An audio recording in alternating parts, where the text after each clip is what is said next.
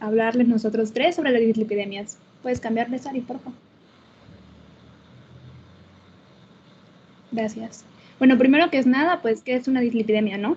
La dislipidemia, pues, es la elevación de las concentraciones plasmáticas de colesterol, triglicéridos o de ambos, o una disminución del nivel de colesterol asociado a lipoproteína de alta densidad. El diagnóstico de esta, pues, se va a basar en la medición de las concentraciones plasmáticas de colesterol total, de triglicéridos y también de lipoproteínas individuales. Las dislipidemias pueden ser por causas tanto primarias como secundarias. Las causas primarias van a ser todas las asociadas a lo genético, mientras que las causas secundarias pues van a ser las asociadas al estilo de vida y otros factores, como que puede ser que la persona tenga diabetes o sea alcohólica, ¿no? Esta puede dar paso a otras enfermedades como lo son la hipertensión arterial, la diabetes mellitus, el infarto al miocardio, la aterosclerosis, entre otras enfermedades. ¿Puedes cambiarle, por favor?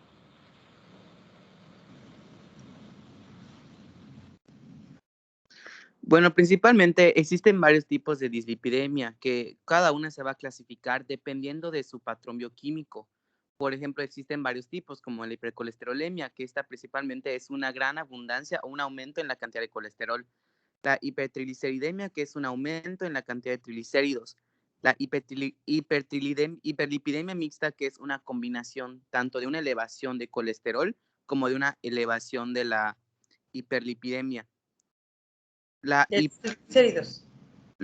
Exactamente. La hipoalfa-lipoproteinemia es principalmente un trastorno donde principalmente se van a afectar tanto el metabolismo como la composición de las HDL, que eso es lo que hacían para recordar, se le conoce como el colesterol bueno porque esta agarra las reservas del colesterol, las agarra y principalmente las va a mandar al hígado para que empiece todo su ciclo, se sinteticen, etcétera.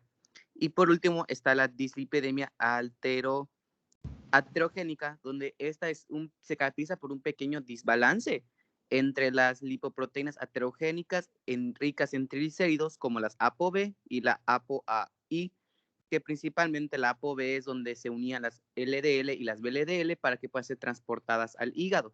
Y la ApoAI es aquella que se une a la HDL para que pueda ser transportada.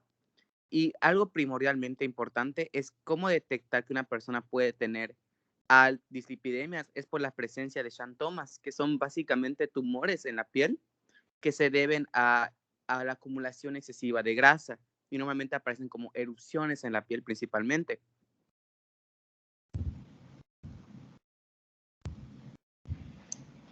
¿Por qué es importante la dislipidemia?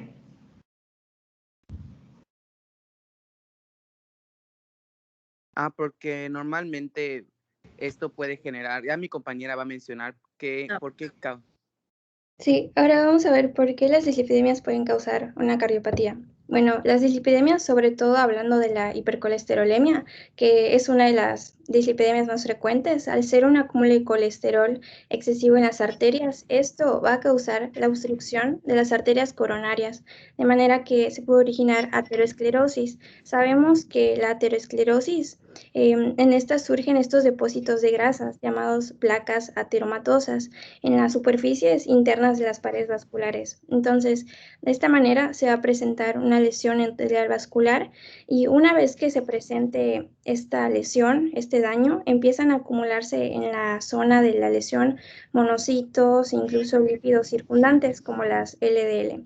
Entonces, una vez que aumentan los depósitos lipídicos y se da esta proliferación celular, las placas aumentan de tal tamaño que sobresalen dentro de la luz arterial, de manera que se va reduciendo el flujo sanguíneo.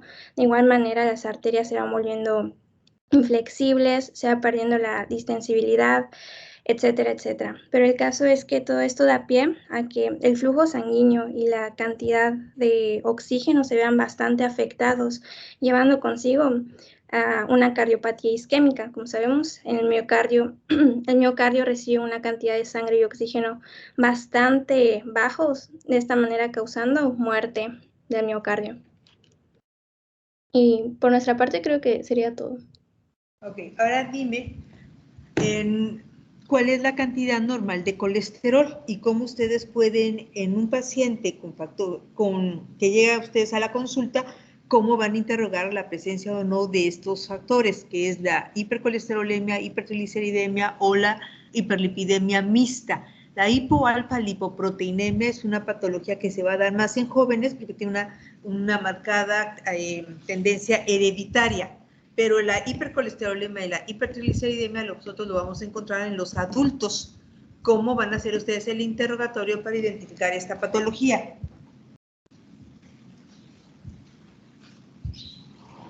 Pues a mi punto de vista sería preguntándole qué es, viendo que, bueno, yo como médico podría observar qué síntomas tiene el paciente, ya sea, porque normalmente al haber esta placa aterosclerótica puede provocar lo que se llama angina de pecho, que es dolor del pecho, que es un síntoma característico de la de la dislipidemia que proviene de la que puede provocar, como dijo mi compañera, la aterosclerosis, ya que principalmente los niveles de colesterol en una persona sería entre, si no estoy mal, es entre menos de 100 miligramos sobre decilitro, es el nivel óptimo, pero ya entre 160 y 190 o 189 ya se le considera una persona con un alto nivel de colesterol. Guiándote solamente por el colesterol total o sérico total. ¿Sí? ¿Entiendo eso? Sí. Ok. Estefanía, ¿tú qué piensas de eso? Pues, bueno, complementando lo que dijo mi compañero, pues aparte de eso que mencionó, pues yo creo que otra parte importante en la que podemos ver reflejado esto es en los hábitos del paciente. Como sabemos, pues en la historia clínica tenemos el apartado de no patológicos y pues bueno, ahí vamos a interrogar hábitos del paciente y pues si nos dice que es un paciente que tal vez todo el día está sentado y todos los días come hamburguesa, pues es muy probable que junto con los síntomas que presenta podemos ver probable que presente esta enfermedad. ¿Cuánto es el nivel normal de colesterol? ¿Cuánto es el punto de corte de normalidad? Me parece que era de 125 a 200 lo normal. Marian, Sarife, ¿tú qué piensas? Sí, en ese rango se encuentra 125 a 200 y opino lo mismo que mi compañera Steffi. Creo que a través del interrogatorio se podría sacar más datos acerca del paciente, igual preguntarle si se ha realizado estudios previos para que sepa más o menos cómo se encuentra su colesterol. Okay. Nada más hay que recordar que el colesterol son grasas, ¿sí? Que van a viajar o no, que no pueden viajar solas en la sangre. Para poder viajar, estas grasas necesitan ir unidas a proteínas. ¿Cuáles van a ser las proteínas que van a transportar estos niveles de estas moléculas de colesterol? Bueno, pues las proteínas que las van a transportar son las proteínas de alta densidad, las lipoproteínas de baja densidad y las proteínas de muy baja densidad. Sabemos que dentro de estas mismas moléculas o de proteínas también van a tener sus subdivisiones, ¿de acuerdo? Y que las alteraciones en esta distribución de estas proteínas son las que en sí nos van a generar el riesgo cardiovascular. Es decir, que ustedes van a tener, si vamos a guiarnos sobre tablas de riesgo o qué factores de riesgo son los que están más asociados al desarrollo de enfermedad cardiovascular, pues uno de los factores de riesgo más importantes es la presencia de colesterol alto. ¿Cuál va a tener como punto de corte? Ustedes van a tener que aprenderse que para las tablas de riesgo a veces manejar rangos va a ser muy difícil. ¿De acuerdo? Entonces, para las tablas de estratificación de riesgo vamos a utilizar números absolutos, de tal manera que el nivel normal de colesterol total va a ser menos de 200 miligramos por decilitro. Ese va a ser su punto de corte, ¿de acuerdo? Todo lo que esté por arriba de 200 miligramos por decilitro se va a considerar un factor y va a considerarse hipercolesterolemia y va a condicionarse así como un factor de riesgo cardiovascular, por lo que ya mencionaron, ¿sí? Pero aparte de que ustedes tengan este valor, todo lo que esté menos de 200 miligramos, pues estrictamente va a ser un nivel de colesterol normal o bajo. Sí se sabe que entre más bajo se tenga el colesterol, pues menos probabilidad va a tener de que nos desarrolle patología cardiovascular. pero a veces no es tanto el nivel, sino cómo se distribuye ese colesterol. Algunos de ustedes me mencionaron sobre las proteínas de alta densidad, baja densidad o de muy baja densidad. Bueno, pues imagínense que el colesterol son como 10 personas, perdón. Y de esas 10 personas se van a distribuir a diferentes partes del organismo. En forma muy general, las proteínas de alta densidad van a ser aquellos camiones que van a transportar el colesterol del tubo digestivo hacia el hígado, como ya lo mencionaron, para que sea utilizado en funciones necesarias para el organismo. Nosotros sabemos que el colesterol es una pieza fundamental para la formación de hormonas, ¿sí? También tiene otras finalidades como ser parte también de ciertas estructuras de las membranas celulares. De tal manera que el colesterol es necesario, pero va a ser necesario cuando éste sea utilizado como factor estructurante en algunas funciones del organismo. Entonces, las HDL, ¿cuánto es el valor normal de las HDL que deberíamos de tener nosotros a nivel sérico? ¿Alguien de ustedes lo leyó? Me parece que eran 40 más o menos. Se menciona que arriba de 45 miligramos por decilitro en hombres, ¿sí? Todo lo que esté por arriba de 45 se puede considerar un valor normal. Y entre las mujeres solicitamos que sea arriba de 55, ¿de acuerdo?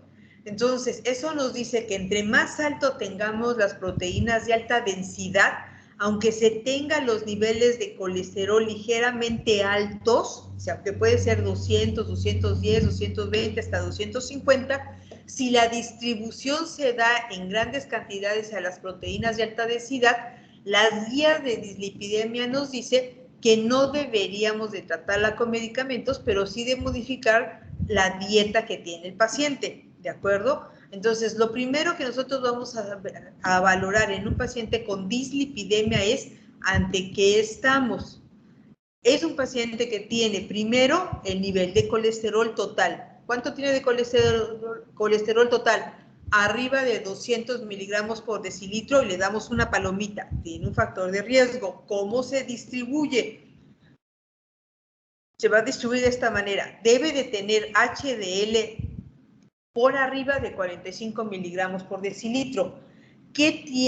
¿Cuál es el problema principal en los mexicanos? Y más bien, no solamente en los mexicanos, incluso en los españoles y en algunas razas hispanas, en la raza hispana, que genéticamente... ¿Perdón? No, perdón, continúe. Sí, lamentablemente, los niveles de colesterol que están marcados como una información genética, hay razas que tenemos bajos niveles de colesterol. Y algo que ustedes van a encontrar muy frecuentemente en los mexicanos, van a ser que los niveles de colesterol sean muy bajos. Estrictamente a veces la mayoría de nosotros vamos a tener niveles de colesterol por debajo de 30 miligramos por decilitro. Eso implica que tenemos pocas proteínas o llamadas colesterol bueno que van a transportar estos niveles de colesterol a sitios adecuados y van a dejar grandes cantidades de colesterol en sitios no adecuados. Entonces, nuestro problema es que tenemos bajos niveles de HDL, que son proteínas de alta densidad o llamados, entre comillas, colesterol bueno. Tenemos otro problema, ¿cuáles son las otras proteínas que van a conformar el perfil lipídico? Bueno, pues el perfil de lípidos va a ser, aparte de los HDL, están las LDL, proteínas de baja densidad. Estas proteínas de baja densidad fijan el colesterol, van a adosarse a este colesterol y lo van a transportar lamentablemente a sitios de depósito como son el subendotelio, ¿de acuerdo? Entonces, las LDL, que en cantidad son mayores que las VLDL, ambas son proteínas, son lipoproteínas que van a condicionar un incremento de factor de riesgo de desarrollo de enfermedad cardiovascular. Las de baja densidad y las de muy baja densidad. Las de baja densidad, como las LDL, díganme, ¿cuál es el valor de corte de normalidad? Creo que eran 100. Menos de 100 miligramos por decilitro, exacto, menos de 100. Incluso se habla en la actualidad que los pacientes que tienen enfermedad cardiovascular y los pacientes diabéticos deberíamos tratar de mantener niveles de LDL entre 60 y 70 miligramos por decilitro. O sea, cada día se están haciendo más estrictos en el control de estas proteínas, de estas lipoproteínas. De tal manera que aunque nosotros encontremos colesterol total normal de 200 o incluso menos de 200, siempre vamos a tener que solicitar el perfil de lípidos completo que incluye HDL, LDL y VLDL para que nosotros podamos identificar cómo se está distribuyendo estos niveles de colesterol dentro del organismo. Si lo que predomina en esta distribución son las proteínas HDL con LDL baja y VLDL baja, estos pacientes solamente ameritan corrección de alimentación y indicarles actividad física. No son candidatos a medicamentos.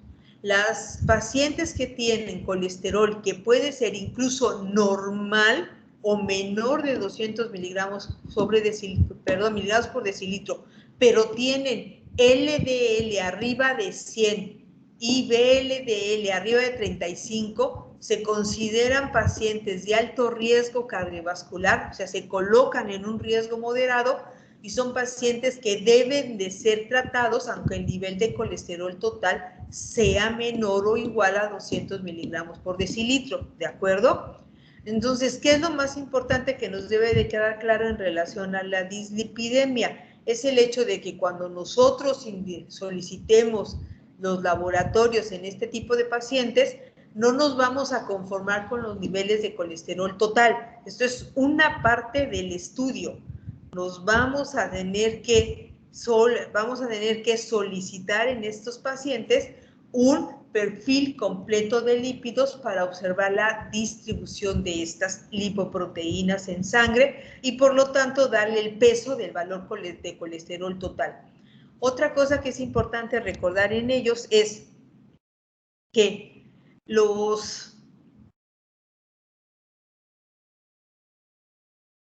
el colesterol total, HDL, LDL, LDL, las HDL, la única forma en que se reduce, que se aumentan, lo único en los estudios epidemiológicos que se han hecho para elevar las HDL, lo único que se ha demostrado es el ejercicio. Si yo quiero elevar los niveles de HDL, la única forma que ustedes van a lograrlo, incrementar un poco los niveles de HDL, va a ser con actividad física, y es una actividad física de tipo aeróbico. O sea, van a tener que poner al paciente a caminar, a andar en bicicleta, a nadar, hacer algún tipo de actividad física para tratar de incrementar los niveles de HDL. No hay medicamentos que eleven los niveles de HDL, ¿de acuerdo? Entonces, si ustedes se van a ir por el rubro de cómo voy a aumentar mis lipoproteínas buenas, si no es con ejercicio, no la van a conseguir, ¿de acuerdo? En cambio, las LDL, principalmente las LDL, que son las que más abundan, van a poder modificarse a través de medicamentos. Entonces, casi todos los medicamentos que se manejan para el control de la dislipidemia por elevación de LDL, ¿sí?, están enfocados en la reducción de estas lipoproteínas. Entonces, ¿qué vamos a conseguir con las estatinas? Pues el control más adecuado de los niveles de LDL y por lo tanto de colesterol adherido a estas lipoproteínas, ¿de acuerdo? Doctora, entonces, sí. ¿Y los fibratos no podrían ayudar a elevar los niveles de HDL? Muy poco, realmente los fibratos están más asociados a la hipertrigliceridemia, que ahorita lo vamos a ver, pero los fibratos están más para triglicéridos y lo que modifican a nivel de LDL, HDL y colesterol, sí lo hacen, pero en cantidades muy pequeñas. Pero el problema está, y ahorita se los voy a platicar, es que la mayoría de los pacientes que tienen colesterol alto vienen unidos a hipertrigliceridemia, ¿verdad? Entonces, a veces encontramos la hiperlipidemia mixta, que es lo que normalmente nosotros vamos a observar en nuestra consulta externa de cardiología o la que ustedes van a ver en la consulta durante su servicio social. Entonces, ¿qué vamos a decir? Queremos subir las HDL, van a tener que decirle al paciente y darles un programa de caminata o de actividad física. Quiero bajar las LDL o las VLDL, que son en cantidad menor, pues ¿qué vamos a tener que hacer? Pues adherirnos a los medicamentos y a un cambio en el estilo de vida. ¿Qué significa? Que vamos a tener que modificar dieta, así como nos lo mencionaron sus compañeros, dietas en donde van a tener que manejar muy bien las cantidades de grasa que consumen, para poder nosotros apoyar la reducción de estos niveles o de concentraciones de colesterol. Pero para las LDL, pues vamos a tener que adherirnos a un tratamiento farmacológico. Por eso, en la mayoría de los pacientes que desarrollan la complicación de cardiopatía isquémica, pues todos van a salir con su pastillita para bajar los niveles de colesterol. Porque si esperamos a cambiar a estos pacientes el estilo de vida, pues lo más seguro es que nos gane un nuevo infarto antes de corregir estos factores de riesgo, porque eso es muy tardado. De tal manera que el tratamiento para la hipercolesterolemia será para aumentar las HDL, tratar de mandarlos a actividad física, y para reducir las LDL colesterol y las VLDL colesterol tendrá que ser a través de ejercicio, dieta y medicamentos a fuerza.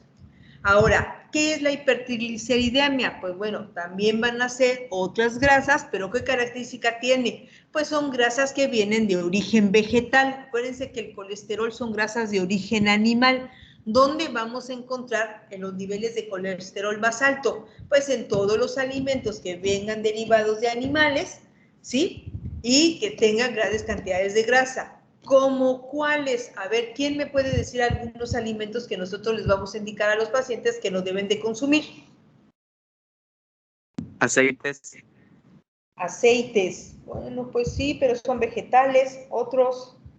Colesterol. De origen animal. Exceso de carnes rojas. Las carnes rojas. ¿Les vamos a prohibir la carne? Pues estrictamente no, pero les vamos a tratar de decir que la carne tendrá que ser magra, porque ya ven que hay cortes de carne que tienen 1 centímetro de grasa, ¿verdad? Entonces, ¿qué va a pasar con ese tipo de carnes? Vamos a tratar de evitarlas. ¿Qué les vamos a solicitar también? Que incluso la carne de pollo les van a tener que quitar el pellejito y la grasita que está adosada a los músculos, ¿de acuerdo?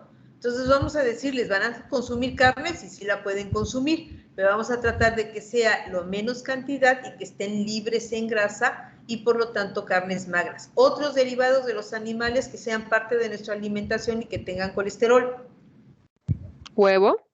El huevo. ¿Qué les vamos a decir? No se les prohíbe el huevo en su totalidad, ¿de acuerdo? Pero vamos a tener que reducir su consumo a solamente una yema o 2 yemas a la semana y el uso de las claras como parte de la alimentación. Las claras se los permitimos, las yemas se las retiramos, pero también es un alimento que vamos a tener que limitar, no quitar. ¿Qué otro alimento ustedes ven?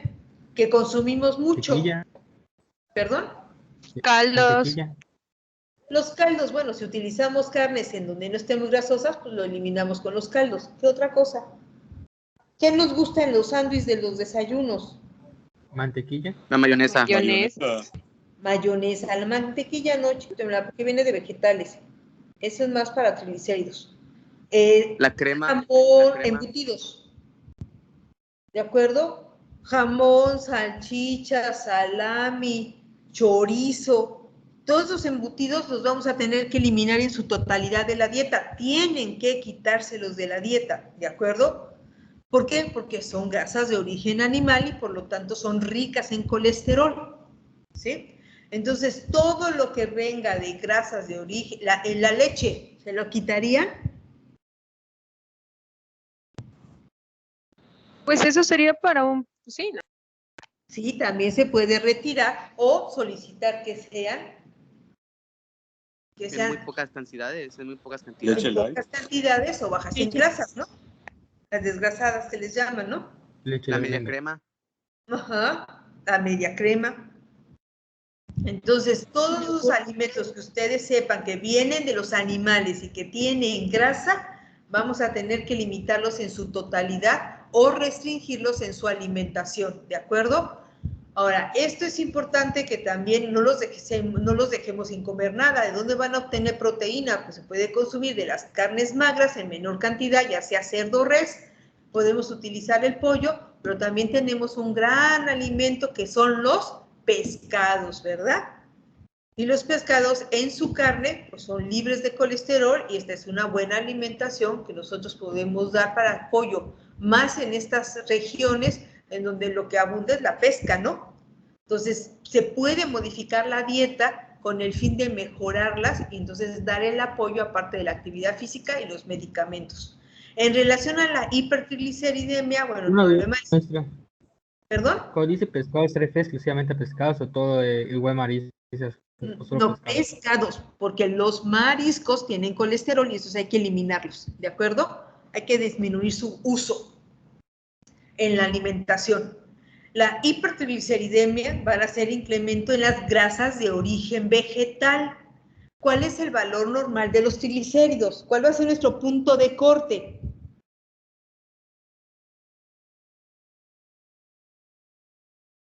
Y nos los vamos a aprender en hora 150 miligramos por decilitro, ¿de acuerdo? La hipertrigliceridemia van a elevar con el consumo de azúcares y de grasas de origen vegetal. ¿Dónde vienen? Ya los mencionaron, en aceites, ¿sí? ¿En dónde van a venir? En los usos de los azúcares. ¿Dónde van a venir? En las harinas, ¿de acuerdo? En los dulces procesados. Entonces, todos los alimentos vamos a tener que empezar a limitarlos, ¿sí? ¿Por qué? En el consumo del alcohol, que tiene muchos triglicéridos, ¿sí? Entonces, antes se mencionaba que la hipertrigliceridemia era un factor de riesgo no tanto para obstrucción de las arterias, sino como para obstrucción de los conductos, de tal manera que estaba muy asociado al desarrollo de pancreatitis, ¿de acuerdo? De problemas hepáticos, pero no de cardiopatía isquémica. En los últimos años se le ha dado el peso más importante que tiene la hipertrigliceridemia, también como coadyuvante a la formación de placas a nivel arterial. Y por lo tanto, ahorita sí se está dando mucho peso al tratamiento y corrección de la hipertrigliceridemia.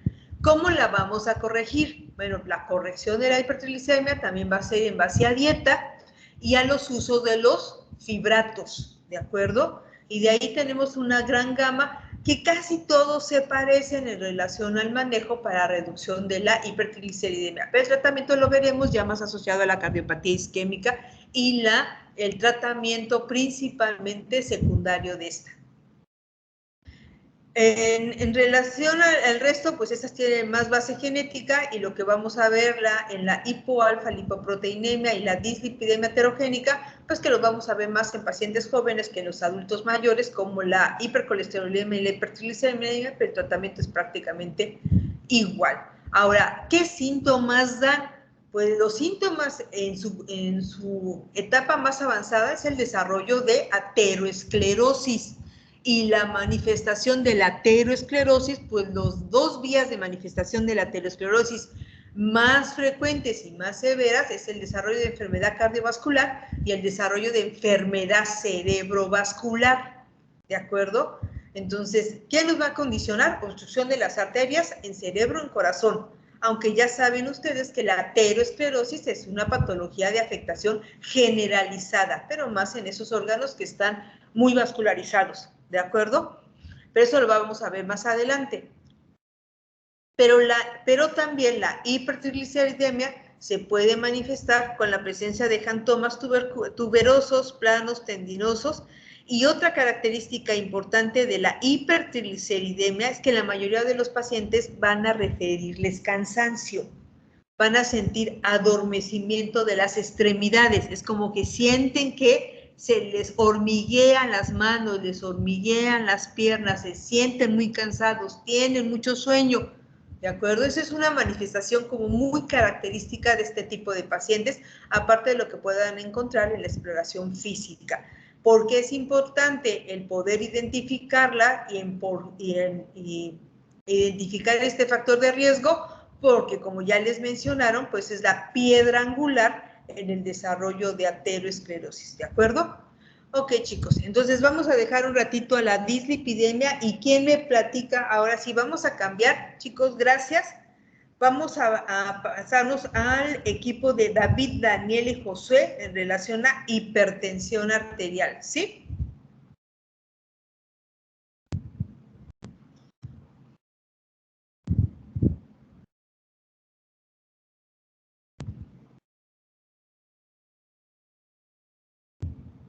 Sí, doctora, en un momento Sí, claro, compartimos. claro. Ajá. Ahora, dentro de los factores de riesgo, los tres principales factores de riesgo que vamos a tener que nos van a contribuir al desarrollo de cardiopatía aterosclerosa es la dislipidemia, la hipertensión y la diabetes mellitus. Entonces, otro factor de riesgo muy importante va a ser la hipertensión arterial, que nos van a platicar los muchachos. A ver. Disculpe, ¿se ve la diapositiva? Sí, claro, se ve. Ok. Entonces le ponemos presentación.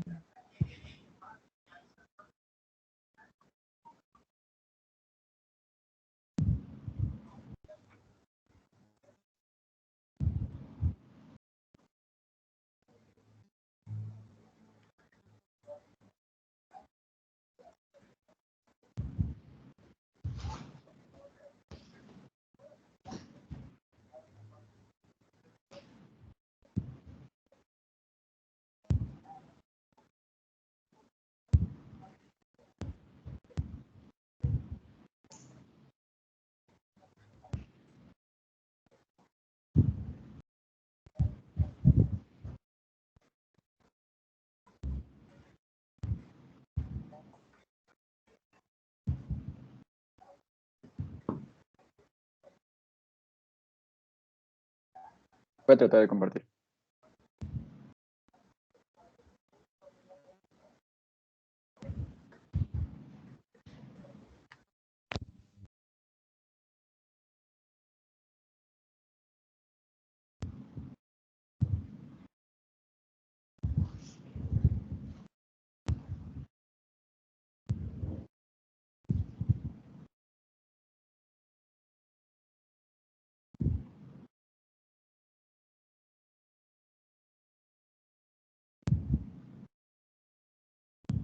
Ustedes me dicen, ¿eh?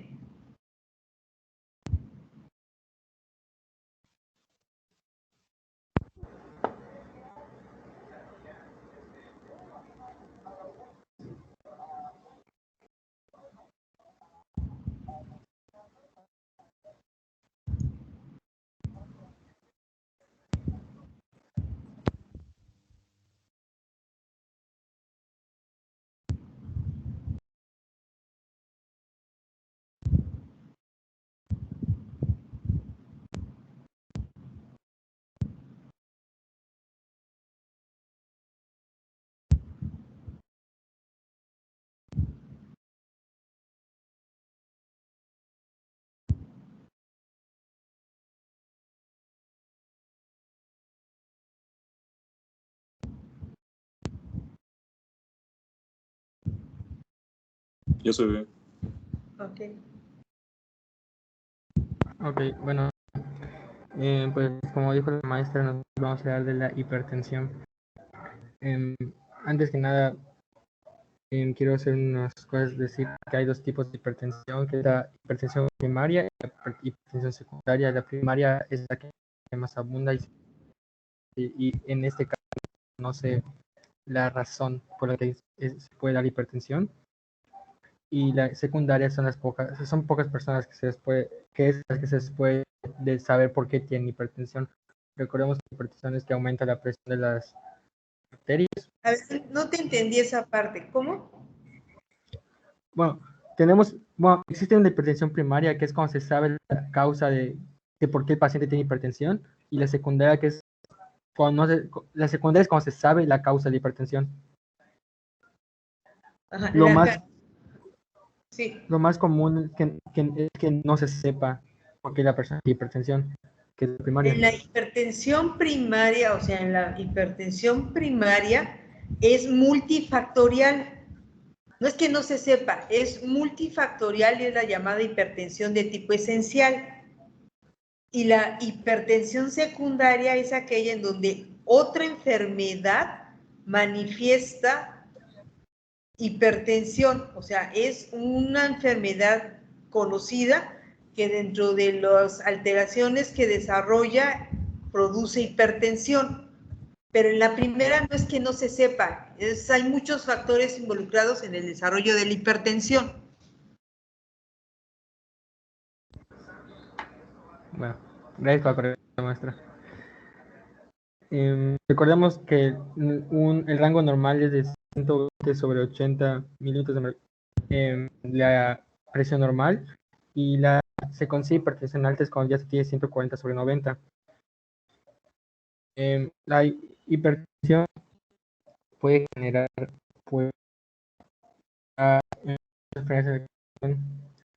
que encontramos que son algo o a corto plazo que generan que son la arteriopatía coronaria, insuficiencia cardíaca, ya sea con conservación de la fracción de expulsión o con reducción de la fracción de expulsión. Hipertensión celular arteriosclerosis, la coronaria, ¿no? Pero también la coronaria, pues consideramos en los vasos sanguíneos del corazón, que por la arteriosclerosis es una placa de grasa que da en la capa media de los vasos sanguíneos.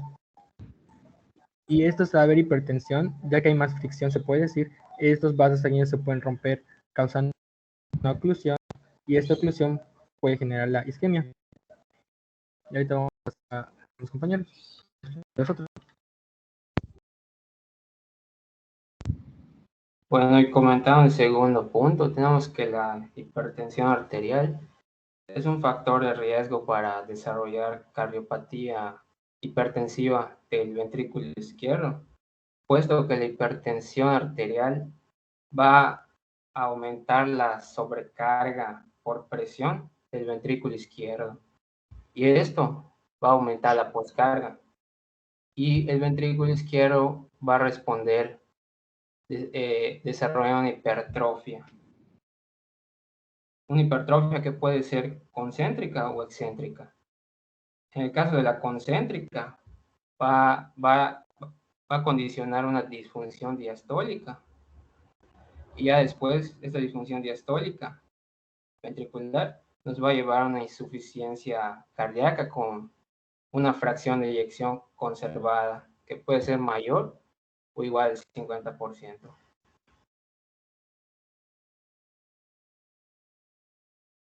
Y ya que hablaste de esto, ahí vemos en ese cuadrito normal, hipertrofia concéntrica, excéntrica y remodelado. ¿Y dónde quedó el remodelado? Sí, el remodelado es como, o sea, yo lo entendí como un pequeño como que cansancio del corazón.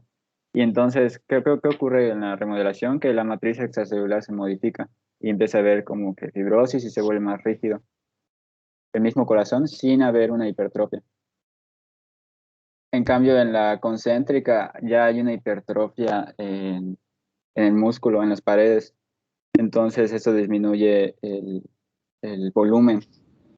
Y en la excéntrica, pues ya eso se da por un deterioro en la función contráctil, muchas veces causada por la arteriopatía coronaria, ya que sea por una isquemia o un infarto a miocardio. Y pues esto hace que se adelgace el músculo del ventrículo izquierdo, haciendo que pues haya una insuficiencia cardíaca con una reducción de la fracción de expulsión. Ajá. Y pues Ajá, la sí. misma insuficiencia cardíaca, en varios artículos que vimos, muchas veces decían que una hipertensión arterial sistémica causa en un principio la insuficiencia cardíaca con la conservación de la fracción de expulsión, al haber una hipertrofia del músculo del ventrículo izquierdo.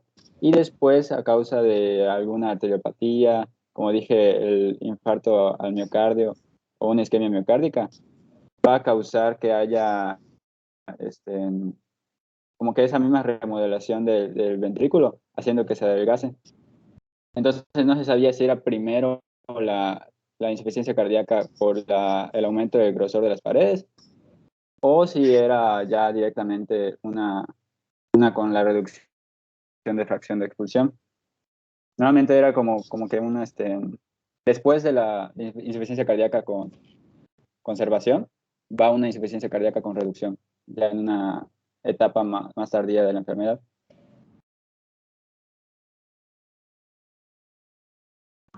Cuando veamos hipertensión lo platicamos, pero no es exactamente el concepto. No es en base a lo que ustedes me están platicando, está más relacionado a la presencia de incremento en el grosor parietal de las fibras miocárdicas y de la masa ventricular izquierda. Y no es tanto que te produzca insuficiencia cardíaca diastólica, sino disfunción diastólica del ventrículo izquierdo. Entonces los conceptos están ahí un poquito, quizá no tan entendidos adecuadamente, pero bueno, pero eso es en relación a los cambios que genera la hipertensión dentro del músculo cardíaco al incrementar la poscarga de la poscarga ventricular. Pero díganme que la hipertensión, ¿cómo nos condiciona? ¿Cómo es parte de factor de riesgo? ¿Cómo forma parte de un factor de riesgo para el desarrollo de cardiopatía isquémica o aterosclerosa? Pues, como yo hablaba de la cardiopatía, yo le dije, creo que el 90% tiene que haber sido fluido, se genera aquí en el pecho, que ya es cuando da como un alarma de que se puede estar a haber una isquemia o infarto de miocardio. No estoy seguro si llega al 90%, pero es eso, porque la isquemia es una mayor necesidad de oxígeno, pero no llega oxígeno suficiente al corazón. Entonces, cuando ocurre la aterosclerosis coronaria, la arteriopatía, pues esa deja de llegar el oxígeno suficiente al corazón y es como empieza a ocurrir isquemia.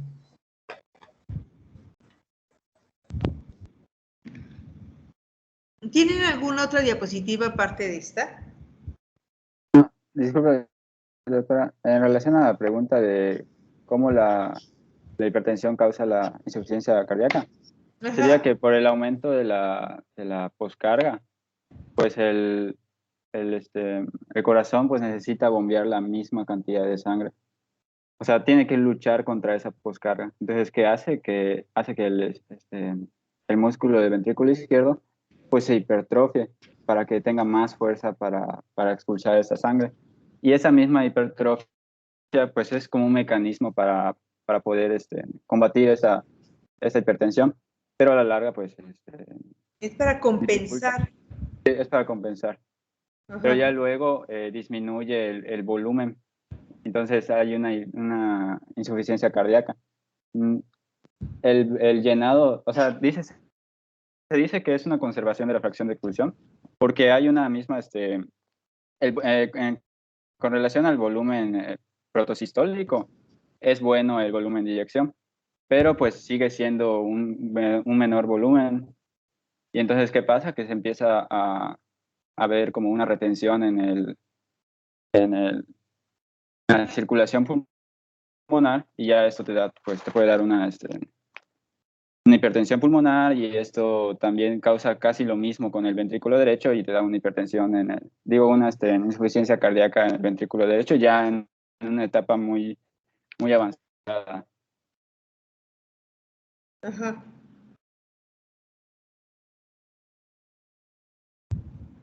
Okay. Discúlpeme, es que les escucho así como entrecortado lo que me están... los compañeros anteriores les escuché muy poquito. Entendí un poquito más a ti. ¿Qué otra cosa, en qué otra forma es importante la hipertensión? Aparte del daño que hace sobre el corazón, tienes razón en mucho de lo que acabas de comentar. La hipertrofia inicialmente es un mecanismo compensador para poder llevar a cabo el vaciamiento del ventrículo izquierdo hacia la aorta, la cual está incrementada de resistencias por la hipertensión. Hay que recordar que la hipertensión es una enfermedad de vasos, de resistencia, no de corazón, pero va a afectar a los órganos que están directamente vascularizados en forma importante, como es el corazón, como es el riñón y como es el cerebro. ¿Sí? Son los órganos que más se afectan durante la hipertensión. Y sí, el primer cambio que se da en el corazón para incrementar esa fuerza de contracción es una hipertrofia de la fibra miocárdica, un incremento de la longitud del sarcómero para poder activar algo que ustedes ya conocen muy bien, que es la ley de Frank-Starling, para incrementar la fuerza de contracción del corazón. La respuesta es primero el remodelado concéntrico, después una hipertrofia de tipo concéntrico y después una hipertrofia de tipo excéntrico, y en el excéntrico estamos hablando de una hipertrofia ya poco compensadora del corazón.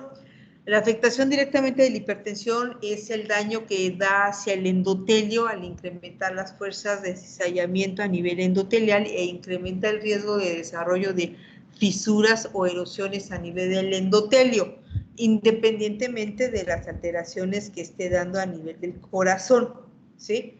¿Tienen alguna otra diapositiva de hipertensión? No, claro, es que nos enfocamos en las en las causas en el corazón. En la cardiopatía. En el corazón, sí, pero también hay mayor riesgo de enfermedad cerebrovascular, de insuficiencia renal, de daño en el endotelio. Es realmente sistémico la hipertensión. Entonces hay un daño generalizado. Exacto, la hipertensión es una enfermedad sistémica que va a dañar multitud de órganos, de los cuales, pues bueno, tú ya mencionaste, hay órganos que son más sensibles al daño por hipertensión, porque están directamente relacionados al efecto de bomba que tiene el corazón, ¿no? Bueno, ok, perfecto. Bueno, doctora, pues vamos a seguir, ¿sí? Igual, no sé si esté bien, el hecho de que haya hipertrofia, como hay engrosamiento de la pared del ventrículo, no esto igual perjudica o dificulta la misma irrigación del ventrículo porque presiona más los vasos. Sí, sí en cierta parte. Aquí lo importante de todo esto es que las arterias coronarias, cuando existe una hipertrofia ventricular izquierda, la neoformación de nuevos vasos para llegar la irrigación del corazón viene del epicardio al endocardio. Entonces, el incremento en el grosor de las paredes se dificulta su irrigación porque engruesa la pared, pero no incrementa el número de vasos pequeñitos que van a ir al subendocardio. De tal manera que cuando existe hipertrofia y hay hipertensión arterial descontrolada, pues eso genera un cierto grado de isquemia del subendocardio, que está más asociado, se manifiesta más durante los periodos de descontrol de la presión. Sí tiene un factor ahí de afectación, pero no hay que olvidar que el porcentaje de irrigación de las arterias coronarias no se da durante la fase de sístole, que podría ser donde estaría más afectado el flujo, sino que las arterias coronarias tienen el mayor porcentaje de su nutrición o de su irrigación en la fase de diástole. Entonces, afecta muy poco en relación a esto la presencia. Ahora, ¿hay angina hemodinámica? ¿Hay dolor precordial cuando está asociado al descontrol hipertensivo? Sí, claro, sí lo hay. Sí lo hay, y es por afectación a nivel de las arterias coronarias, las cuales se vuelven, no crecen mucho, no generan tantas colaterales, y otra característica de las arterias coronarias en el hipertenso es que se vuelven, que nosotros le llamamos de tirabuzón, así se describen, como arterias coronarias terminan en tirabuzón. Y la desventaja de ese tipo de arterias tirabuzón es que terminan como si fuera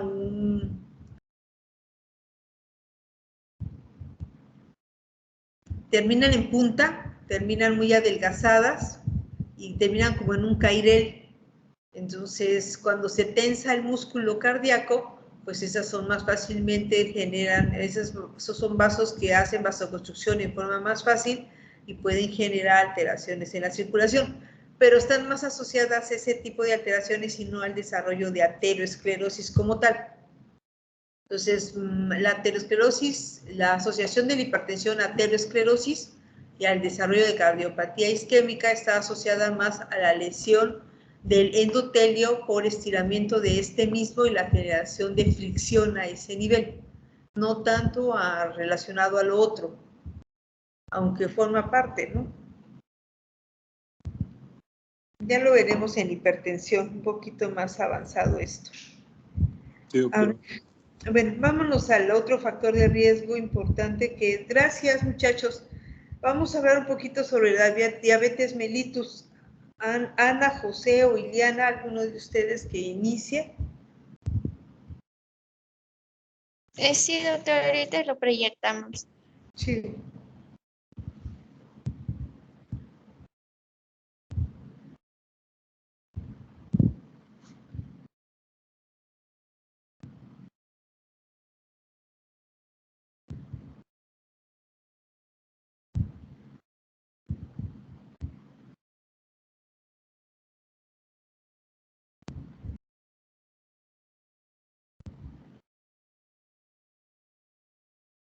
La clase de hipertensión la vamos a tener más adelante, entonces ahí podemos extendernos un poquito más sobre la importancia de la hipertensión. La diabetes junto con la hipertensión son de los factores de riesgo de mayor peso, dado que lamentablemente la prevalencia de ambas enfermedades en nuestra población es muy alta. De tal manera que tenemos un grave problema de salud basado en estas dos enfermedades. Actualmente, estas dos enfermedades asociadas a la obesidad o al sobrepeso nos va a condicionar que seamos de los países con mayor desarrollo de cardiopatía isquémica actualmente. Bueno, los dejo, chicos, a ver, platíquenos. Pues buenas tardes, nosotros le vamos a hablar un poco sobre la diabetes y cómo esta va a favorecer la aparición de aterosclerosis. El siguiente, pues, como menciona la doctora, este ha aumentado la incidencia. La diabetes aumenta la incidencia de 2 a 4 veces. O sea, tenemos mayor probabilidad de morir de un accidente cardiovascular cuando tenemos diabetes. Y también esta va a representar la primera causa de muerte en personas diabéticas en México. Entonces, pues sí, son alarmantes esos números. Y como sabemos, en nuestro entorno hay muchas personas, todos tenemos en nuestra familia por lo menos una persona que tenga diabetes.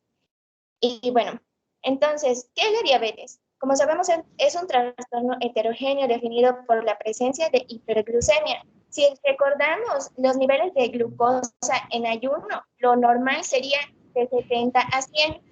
Postprandial, que es hasta 2 horas después de comer, lo normal sería menor a 140. Ya prediabetes es cuando va de 100 a 125 y se considera diabetes cuando se toman 2 muestras en diferentes momentos, o sea, no el mismo día, sino 2 veces. Y en ambas sale mayor a 126 en ayunas. Bueno, además recordamos que hay una clasificación de dos tipos, la diabetes tipo 1 y la tipo 2. La tipo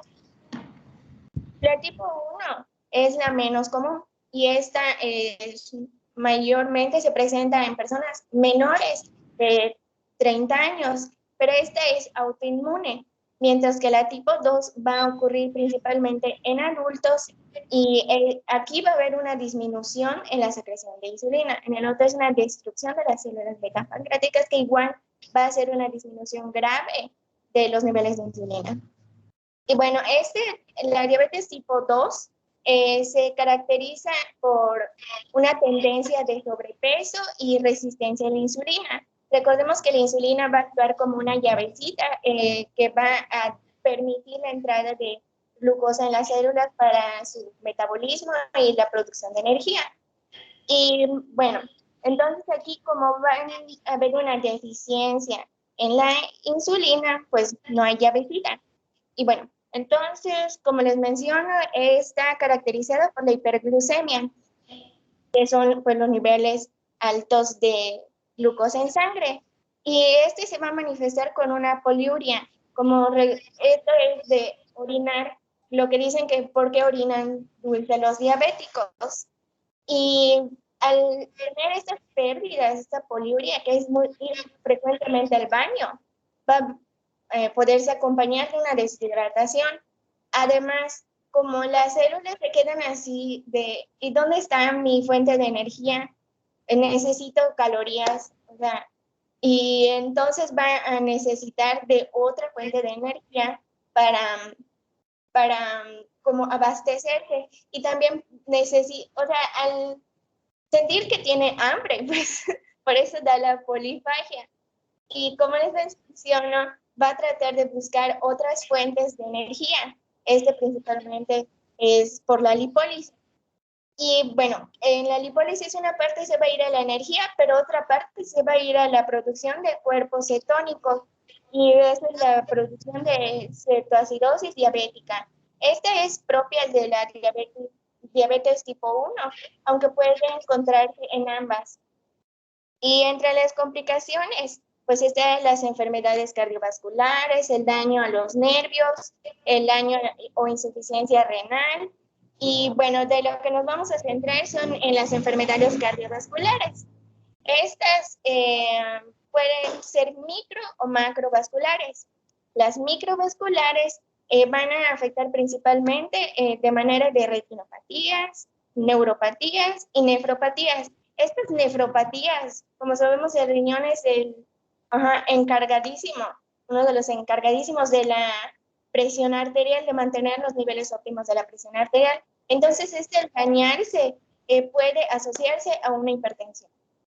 Y bueno, estas complicaciones microvasculares van a ocurrir en las células donde no tienen como chancecita de cerrar su puerta. Entonces, la glucosa va a entrar y va a ocasionar daños microvasculares por medio de diferentes vías, que al final y al cabo van a hacer una superproducción de especies reactivas de oxígeno, y que esto a su vez va a producir una acumulación de proteínas en las paredes de los vasos, que esto a su vez va a producir disfunción y pérdidas endoteliales. Y como ya se mencionó, cuando hay estas pérdidas endoteliales es mayor la probabilidad de que haya una oclusión. Hay una disminución del vaso y mayor riesgo de infarto al miocardio. Y bueno, las complicaciones macrovasculares mayormente se dan en la diabetes tipo 2. Y bueno, igual va a aumentar la probabilidad de tener infarto al miocardio, accidentes cerebrovasculares y por la gangrena de las extremidades. Y ahora mis compañeros les van a hablar un poquito más sobre esto.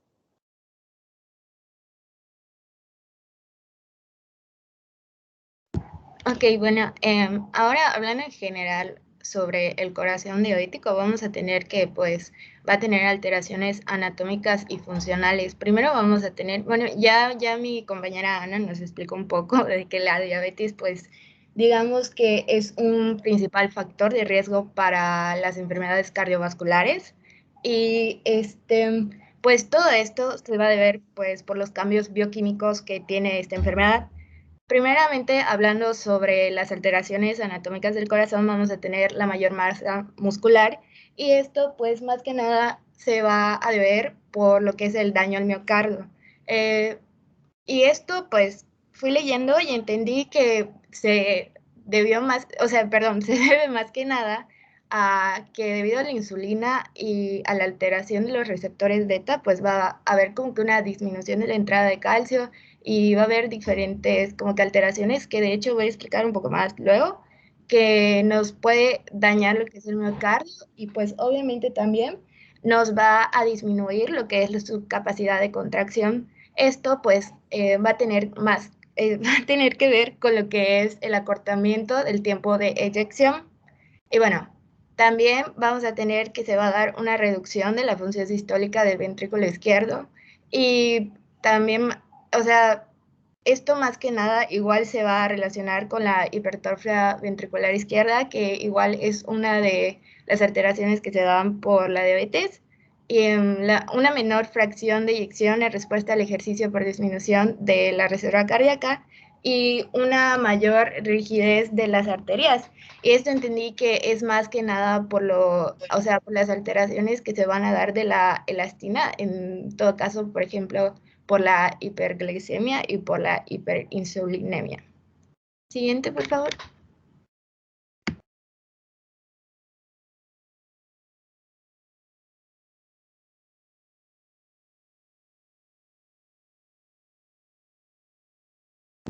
Ok, bueno, como ya les expliqué, pues la diabetes nos va a alterar de cierta forma en muchos puntos al corazón y vamos a tener que se pueden dar pues como que dos principales consecuencias que van a ser sobre todo la enfermedad del músculo cardíaco del diabético y la aterosclerosis coronaria.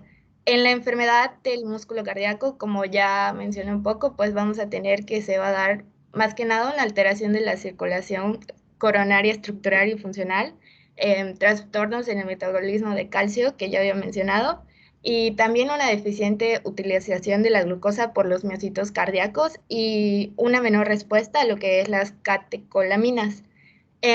Con respecto más que nada a lo que es la hiperglucemia, pues esta va a llevar a alteraciones metabólicas, más que nada se va a dar un incremento de lo que es el estrés oxidativo, ya igual mi compañera Ana lo mencionó un poco, y también de marcadores de inflamación, y pues todo esto nos va a dar pues a lo que es un daño endotelial, que nos va a acelerar la aterosclerosis, y también pues puse como que una imagen para explicarlo mejor, pero no se ve, pero prácticamente es lo mismo. Y también igual, pues ya como habían mencionado un poco, no lo puse acá, pero igual se van a afectar, o sea, por la diabetes, pues se va a afectar lo que son los nervios del corazón y también pues nos puede llevar a la afectación de los ritmos cardíacos y también puede que no nos dé, o sea, esta misma afectación de los nervios puede que haga que el paciente diabético no, o sea, como que ya no tenga sensibilidad al dolor y esto puede causar muchas veces infartos silentes.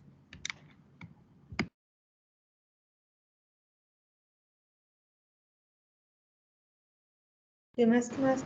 Lo último, no, ¿es lo único? No, y ya por último, pues mencionar como un pequeño resumen, que la enfermedad cardiovascular pues va a ser la principal causa de mortalidad en los pacientes con diabetes mellitus.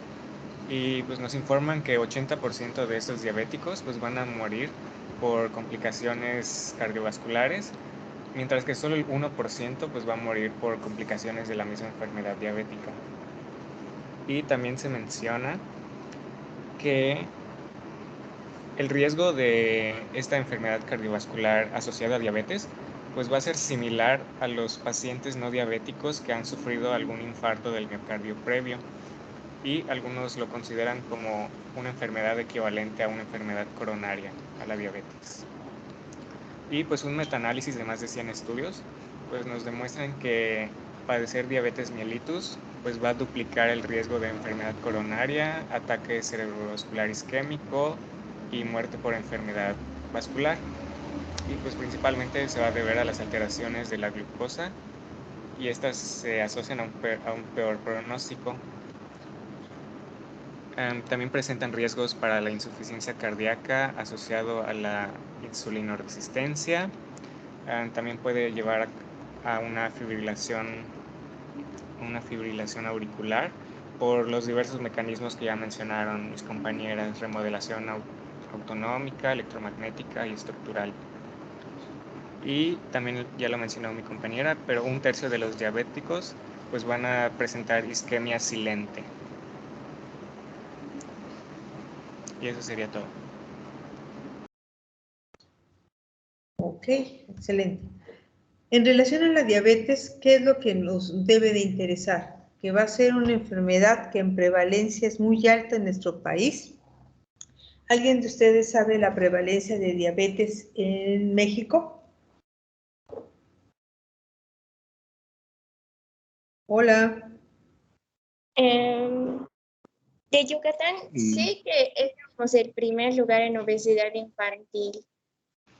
Y de México creo que era el tercero o el segundo después de Estados Unidos, pero en proporción, pues seríamos el primero. Ajá. Lamentablemente, las últimas encuestas, el primer país con mayor obesidad en el mundo era Estados Unidos. Y hace 2 años nosotros ocupamos el primer lugar. Entonces, de entrada tenemos un problema con la obesidad. Y la obesidad es un factor de riesgo para el desarrollo de resistencia a la insulina. Entonces, de entrada ahí tenemos un gran problema. La prevalencia en los estudios epidemiológicos y el que más peso tiene en el país, que es el ENSANUT, que es la encuesta nacional, nos habla de una prevalencia de la diabetes mellitus en hombres de un 18.4% y de mujeres en un 22.4%. Si a eso le aunamos que la mayoría de los diabetes de todos los pacientes que tienen diabetes en el desarrollo de esta enfermedad van a desarrollar hipertensión, y la hipertensión tiene una prevalencia de 24.9 en hombres y 26.1 en mujeres, pues ya son factores agregados. Se menciona que entre el 40 al 45% de los pacientes diabéticos van a desarrollar hipertensión en el transcurso de los primeros 10 años del desarrollo de la enfermedad, ¿sí? Y posteriormente a los 15 años, entre el 60 y el 70% de los diabéticos van a ser hipertensos. Entonces estamos hablando que en un mismo paciente vamos a encontrar 2 de los factores de riesgo con mayor peso. Pero eso no es todo. Dentro de la misma enfermedad de la diabetes, como ya les mencionaron, existe la llamada dislipidemia heterogénica o la triada lipídica de los pacientes con diabetes. Y entonces la mayoría de los pacientes diabéticos van a tener como alteraciones la elevación de las VLDL, de las partículas LDL de muy baja densidad, o sea, no solamente van a tener elevación de las LDL, sino aparte las LDL se subdividen en otras partículas, y de estas las pequeñas, que son las que están asociadas al daño de la microvasculatura, las van a tener alteradas. Entonces ellos van a tener elevación de las VLDL, las partículas LDL pequeñas, y van a tener HDL baja. Entonces, el tener esta triada lipídica como parte del desarrollo de la hipertensión, el asociarse a hipertensión arterial, nos van a generar que en un paciente van a tener, después de 10 años de la enfermedad, pues los 3 factores de riesgo más importantes para el desarrollo de aterosclerosis. Pero ¿por qué generan aterosclerosis estos pacientes? Ya los dijo creo que la que habló en antepenúltimo lugar fue esta Maite. ¿Fuiste la que tú hablaste sobre? Sí, fuiste Maite la que hablaste sobre los marcadores de inflamación. No, doctora, soy No, Ileana. mentira, Ana Cristina, ¿verdad? Ana Cristina o Ileana. No, doctora, Ileana habló de eso. Ileana, ok, perfecto, perdón. Ileana nos habló, ¿cuál es el problema de la hiperglicemia? La hiperglicemia, de lo que se habla, incluso ahorita se habla de que es una enfermedad inflamatoria. Lo que genera es la activación de un proceso inflamatorio a nivel del endotelio. Y esa generación, estas alteraciones, lo que van a condicionar es la activación de un proceso de oxidación bioquímica. Entonces, todos estos factores unidos, lo que nos van a condicionar es un proceso de oxidación bioquímica. Y cuando hablamos de este proceso de oxidación bioquímica, estamos hablando de un proceso inflamatorio a nivel endotelial, que tarde o temprano lo que va a desarrollar es la formación de placas de ateroma a nivel de todos los vasos y a nivel cardiovascular. De tal manera que si yo uno estos 3 factores de riesgo, tenemos 95% de probabilidades que estos pacientes vayan a desarrollar en algún momento de su evolución infartos a nivel del corazón e infartos a nivel cerebral. Esa es la importancia de estos 3 factores de riesgo, que lamentablemente en los diabéticos todos se unen. Por eso cuando nos hablaron, cuando nos habló José sobre que el 80% de los diabéticos mueren de complicaciones, ¿de qué complicaciones? Pues de complicaciones de tipo cardiovascular. ¿Por qué se considera a la enfermedad, a la diabetes mellitus, una enfermedad de tipo cardiovascular? Porque se ha visto que los pacientes diabéticos van a evolucionar a la par de un paciente con cardiopatía isquémica que no sea diabético. De tal manera que el ser diabético estás casi comprando en su evolución a la cardiopatía isquémica como complicación final. Entonces, eso es muy importante porque todo paciente que usted tenga en la consulta que les diga que es diabético, y ya después verán en otras clases cómo se hace el diagnóstico de diabetes, que ya les dieron una probadita al mencionar que es la determinación de la glucemia en más de 2 determinaciones en tiempos diferentes, documentándose glucosas por arriba de ¿qué? De 110 miligramos por decilitro. También hay otras pruebas que se habla sobre las pruebas de tolerancia a la glucosa o el uso de hemoglobina glicosilada para hacer el diagnóstico, pero al final de cuentas, si ustedes encuentran pacientes con diabetes, van a tener asociados a esta enfermedad hipertensión arterial y la dislipidemia, de tal manera que es un paciente que dentro de su evolución algún día desarrollará cardiopatía isquémica como parte de su evolución. Entonces, estos son uno de los 3 factores de riesgo que van a desarrollar, pero los 3 factores de riesgo tienen en común que todos van a producir un proceso de oxidación bioquímica con alteraciones a nivel de la permeabilidad del endotelio que vamos a ver más adelante cuando veamos la clase de arteriosclerosis, ¿de acuerdo? Entonces vamos a irnos con la última participación del grupo que van a ser los otros factores agregados, ¿de acuerdo? Por ahí van a encontrar que nos dicen, hay factores de riesgo que son modificables y no modificables, ¿sí? Entonces, dentro de los factores agregados vamos a encontrar algunos factores que son modificables y otros que no van a poder ser modificados. La dislipidemia, la hipertensión y la diabetes pueden ser modificados, pues tendrán que serlo antes que se desarrollen. ¿Cómo? Pues tratando de cambiar un estilo de vida. Y en la última participación que tenemos, hola, es con es Carmen, Maite y Daniel, ¿verdad? Sí, doctora. Vale, entonces empecemos.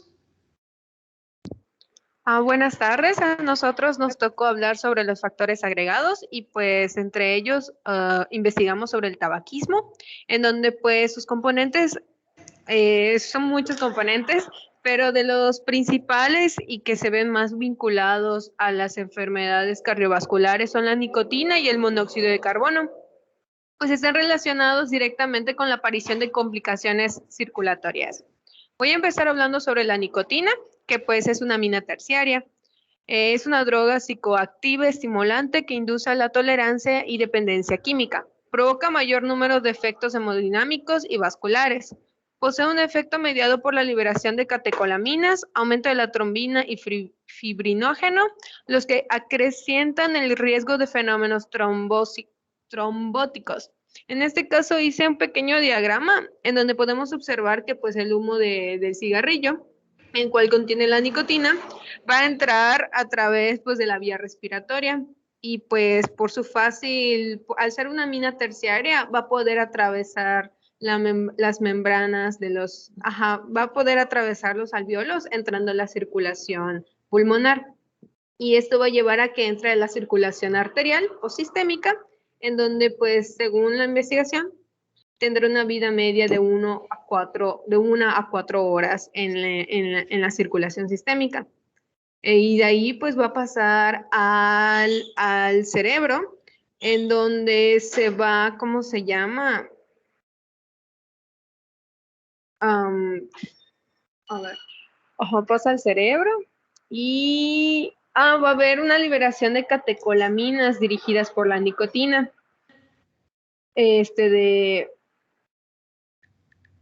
Ok, perdón, es que me estoy revolviendo un poco.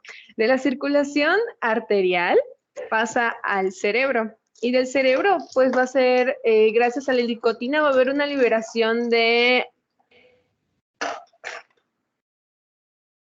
ay, se me olvidó su nombre, pero era la ACTH.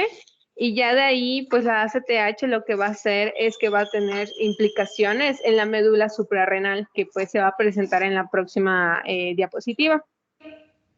Y pues una introducción al monóxido de carbono es que pues es un gas incoloro, inodoro, insípido y no irritante que proviene de la combustión incompleta de materias carbonosas. El monóxido de carbono tiene las características de que disminuye la capacidad de transporte de oxígeno, daña los sistemas enzimáticos de la respiración celular, produce lesiones en la pared de los vasos, aumenta la viscosidad de la sangre y favorece el desarrollo de placas ateroscleróticas precoces por lesión y disfunción endotelial. La siguiente, por favor.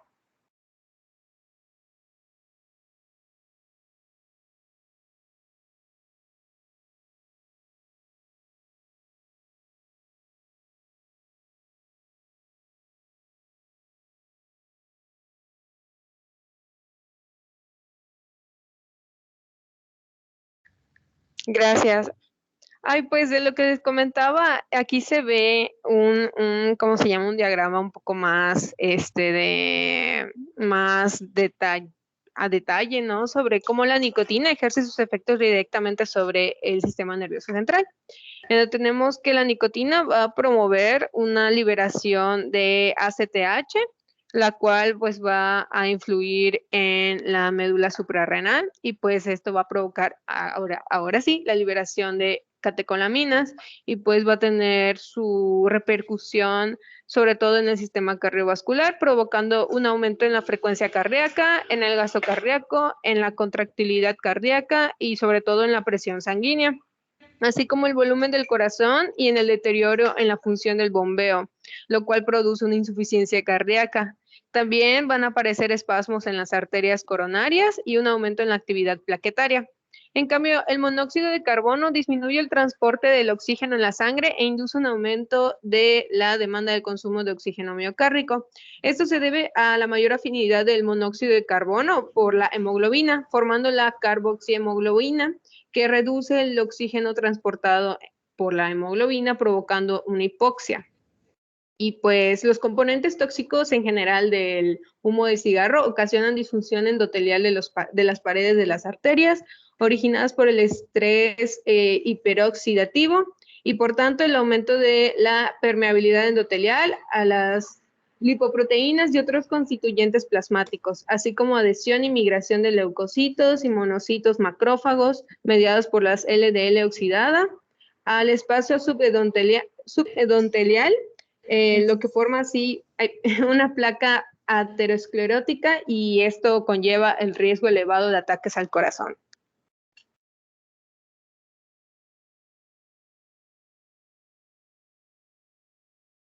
Bueno, otro de los factores que vamos a tener sería la edad. En este caso, habrían cambios en la morfología.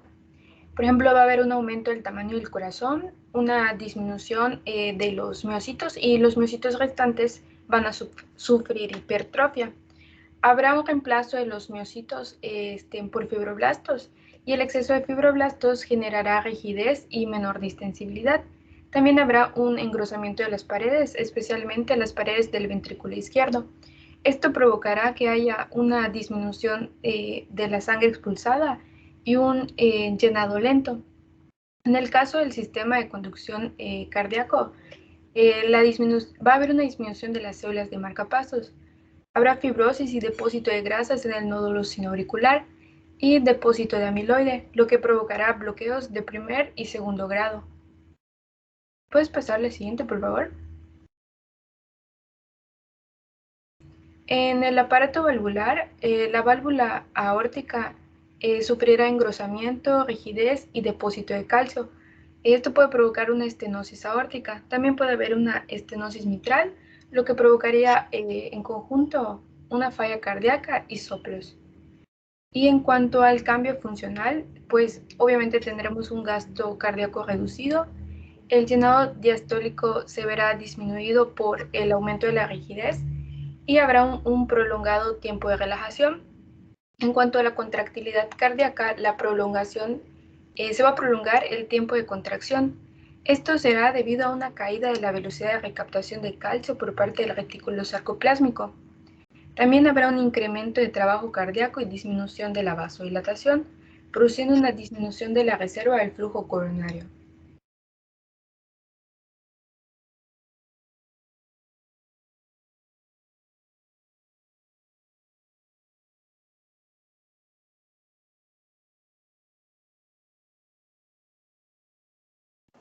¿Me escucha, doctora? Sí, claro. Ah, ok. ¿Puede ver la diapositiva? Ya se proyecta. Sí. Bueno, Ok, ok, ve entonces, tu no, escritorio, creo. mande. Se ve tu escritorio. O Ah, tu caray. no tu escritorio, pero tienes ahí tus. ¿Dónde está? Ahorita Ahí, debe aparecer de obesidad. ya está. Ujú. Ok. Ok, entonces puse dos imágenes representativas del lado izquierdo, el control de la ingesta de alimentos, y el lado derecho un gráfico ya más general sobre la fisiopatología de la obesidad. Y pues brevemente nada más, en la obesidad, ¿qué sucede? Se caracteriza principalmente por un aumento, bueno, más que nada por una resistencia a la leptina. Entonces, ¿qué es lo que ocasiona esta resistencia a la leptina? Como podrán ver en la imagen de la izquierda, la leptina lo que hace es aumentar o sea, disminuir la ingesta de alimentos.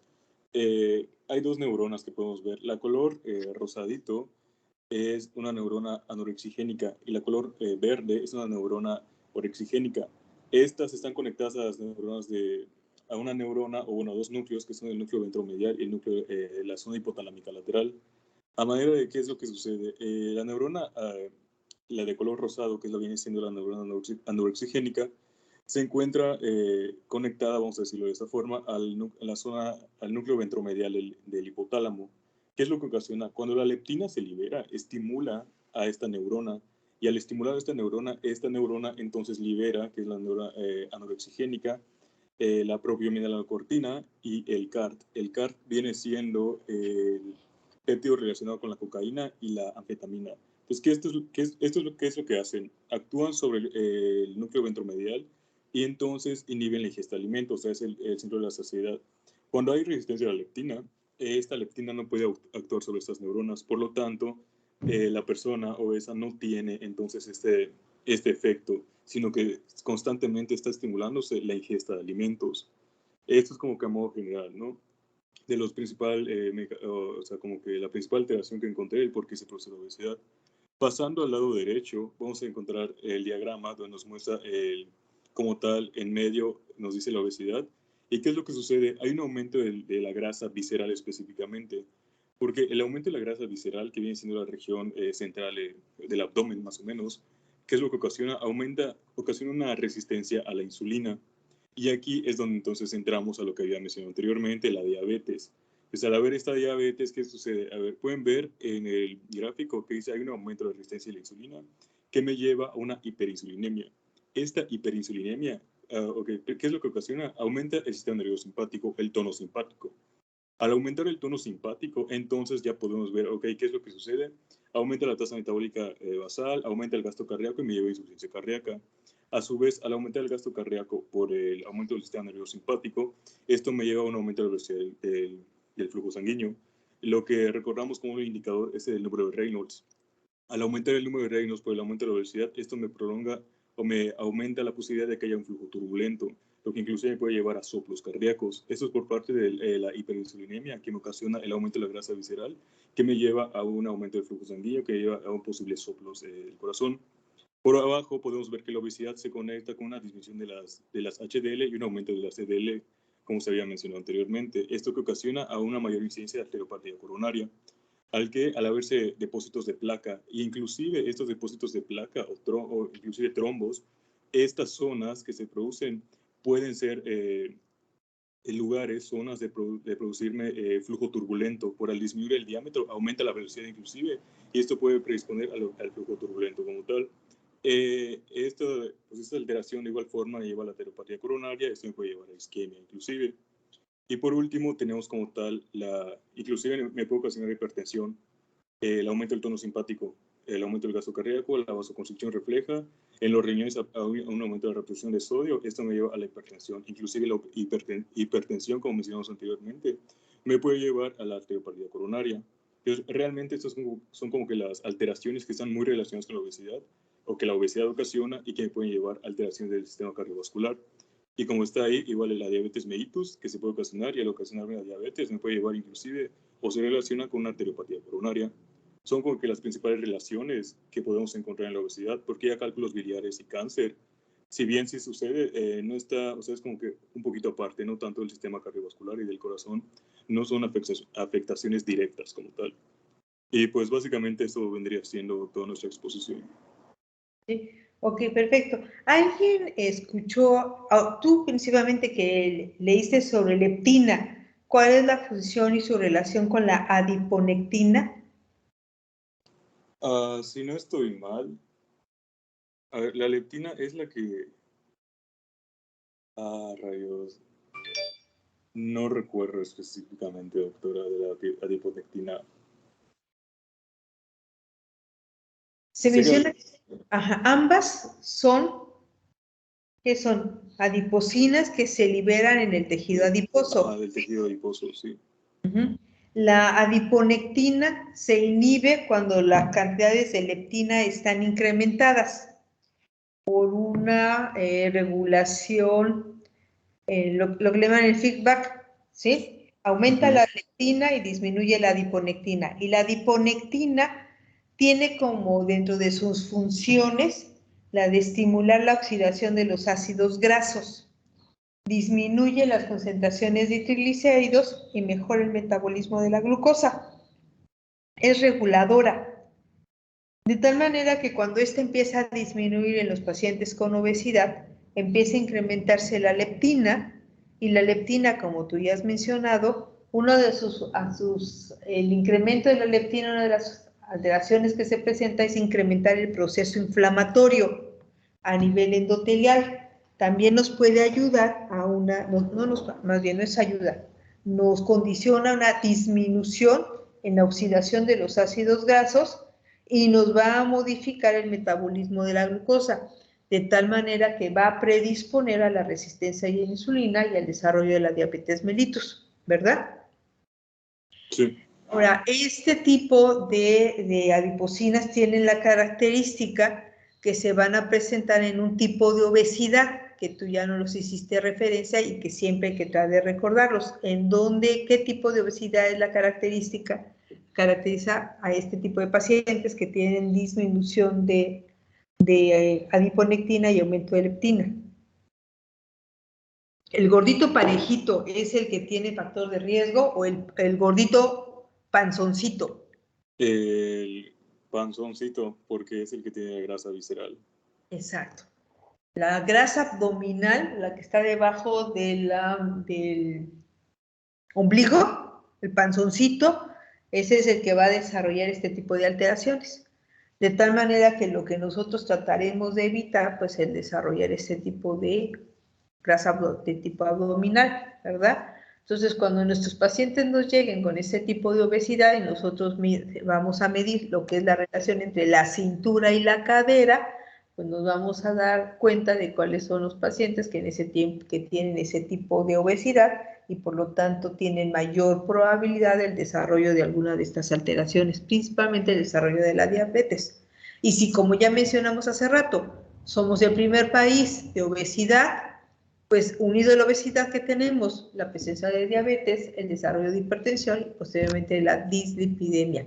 Ahora hay que recordar que en nuestro país ahorita los niveles de diabetes tipo 2, que es el tipo, lo que nosotros le llamábamos antes del adulto, cada vez se está dando en menores edades, entonces encontramos diabetes tipo 2 en personas de los 15, 16 o 17 años que hace años no se veían.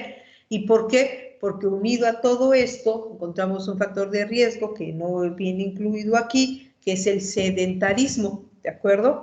Y si nos dedicamos a andar jugando en la computadora y no hacer actividad física desde chiquitos, pues entonces tenemos obesidad, sedentarismo, mayor probabilidad de desarrollo de resistencia a la insulina, de diabetes, de hipertensión, de dislipidemia y mantener un proceso inflamatorio oxidativo a nivel de las células del endotelio. Entonces, de todos estos factores, pues yo les puedo mencionar que el factor de riesgo no modificable estará, pues, ¿cuál? La edad. ¿Cuál? La genética. Si tenemos familiares con desarrollo de cardiopatía isquémica dentro de la familia, pues estaremos predispuestos al desarrollo de enfermedad de tipo cardiovascular. Otro factor que no es modificable es el género. ¿Qué nos dicen la bibliografía? Nos dicen que antes de la menopausia, pues el desarrollo de cardiopatía isquémica es más frecuente en el hombre y posteriormente a la menopausia, pues la relación entre hombre y mujer va a ser igual. ¿Y a qué edad más o menos? Entre los 50 y los 55 años, la prevalencia de cardiopatía isquémica será igual entre hombres y mujeres, pero antes de esa época la presencia de cardiopatía isquémica será más frecuente en el hombre que en la mujer, porque los estrógenos son vasodilatadores y nos van a generar un cierto grado de protección a las mujeres. De tal manera que el ser hombre o el tener carga genética para el desarrollo de cardiopatía isquémica, pues son factores de riesgo cardiovascular que no vamos a poder nosotros modificar, pero el resto de los factores de riesgo que vimos en esta clase, pues prácticamente todos son modificables si nos dedicamos a un mejor control farmacológico con dieta y con actividad física.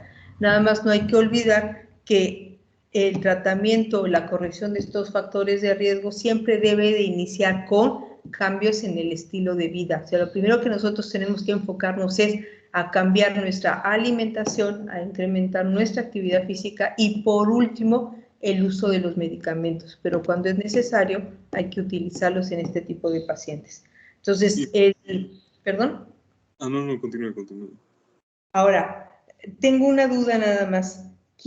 ¿A qué edad más o menos ustedes han leído que se desarrolla la primera estría grasa? Creo que a los 20 años. Exactamente. Muy bien, entre los 18 y los 20 años aparece la primera estría grasa. La muerte natural es el desarrollo de aterosclerosis normal. Ese es un proceso de envejecimiento normal, ¿de acuerdo? ¿Cuándo nos vamos a morir? Pues va a depender de qué país estemos, ¿no? Tenemos nosotros ya... ¿Perdón? No, fue un carro que pasó, disculpe. Entonces, ¿eso qué significa? Que a lo mejor nuestro umbral de vida, de muerte, será a partir de los 70, 80 años, ¿de acuerdo? Pero ¿qué va a suceder? Que entre mayor número de factores de riesgo, pues entonces lo más seguro es que ese desarrollo de placas de aterosclerosis se desarrolle en etapas mucho más tempranas. Entonces, si somos sedentarios, si somos obesos, si tenemos esas alteraciones entre la edad de los 15, 20 o 25 años, pues el desarrollo de cardiopatía isquémica se dará entre los 30, 40, 45 años. Hace algunos años, hace 10 años atrás, pues la presencia de cardiopatía isquémica se presentaba en pacientes arriba de los 50, 55 años o 60 años. Actualmente la cardiopatía isquémica que ustedes van a ver, no nosotros, ustedes van a ver, es aquella que se desarrolla en pacientes entre los 30, 40 y 50 años. O sea, cada vez estamos viendo que estos factores de riesgo se presentan en edades más tempranas y el desarrollo de complicaciones también lo van a ver ustedes en etapas productivas de la vida en pacientes mucho más jóvenes. A ustedes les va a tocar esto y esto los va a condicionar que deben de estar más alerta no solamente en la identificación, sino en... Ahora, cuando una persona fuma, yo les recomiendo que siempre manejen el índice tabáquico. No es lo mismo que fume un cigarro a que fume 10 cigarros o que fume 40 cigarros. ¿Y alguien me puede decir en qué consiste el índice tabáquico? Que lo utilizan más para valorar la predisposición al desarrollo de enfisema, pero en el sistema cardiovascular también funciona. Lo dividen en 3 grados, en grado 1, grado 2 y grado 3. y nos hablan de aquellos que fuman menos de 10 cigarros, fumaron menos de 10 cigarros, aquellos que fumaron de 10 a 20 cigarros, aquellos que fumaron 21 a 40 cigarros al día y aquellos que fuman hasta más de 40 cigarros. Ahora, eso es importante saber porque sí se habla de que para que ustedes pierdan el efecto del factor de riesgo para desarrollo de cardiopatía isquémica en paciente que fuma, tiene que haber dejado de fumar el número de años que ellos fumaron. Es decir, que si un paciente fumó 20 años, pues se necesitarán 20 años de no haber fumado para que el riesgo de tabaquismo en el desarrollo de cardiopatía isquémica haya desaparecido. Entonces, así como tardaron en desarrollar este factor de riesgo, pues serán los mismos años que necesiten para quitarlo como un factor de riesgo. Entonces, ellos que nos mencionan, dejé de fumar hace 10 años y ya no es importante, no, porque si fumaron 20, serán los 20 años que se necesitarán para que este factor de riesgo pierda su importancia en este tipo de pacientes. ¿De acuerdo? Entonces, todos estos factores de riesgo tienen como un factor común o que van a desencadenar al final va a ser el desarrollo de ateroesclerosis, ¿de acuerdo? Entonces, la siguiente clase que vamos a dar, ya son las 7:06, va a ser el desarrollo de... Ay, Dios, ¿qué hice? Me tengo que regresar a mi presentación, ¿verdad? Sí, y usted está compartiendo ahorita.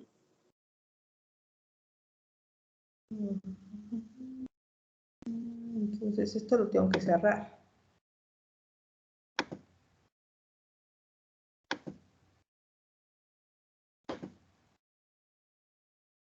Y la clase que nosotros nos tocaría ver sería ateroesclerosis.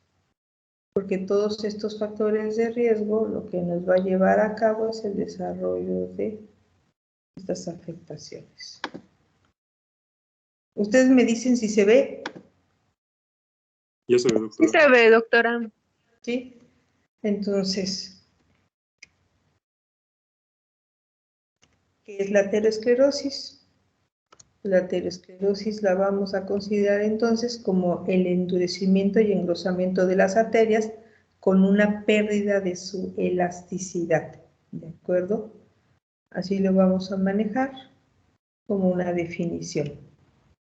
Sabemos nosotros que las arterias histológicamente tienen tres capas, ¿verdad? Que es la íntima, la media y la adventicia. ¿Dónde vamos a encontrar los cambios de aterosclerosis? ¿Quién me dice? ¿En la íntima, en la media o en la adventicia? En la media. Digo, en la íntima. En la íntima, exactamente. Ahí que donde va, que la capa más externa de la íntima, ¿cuál le va a ser? Pues el endotelio, ¿no? Donde están las células endoteliales. Y es abajo del endotelio donde se van a depositar, ¿sí?, las primeras moléculas de grasa que van a generar las placas de ateroma. De tal manera que es en esta capa en donde van a existir los procesos inflamatorios que nos van a condicionar el desarrollo de placas de ateroma, ¿sí?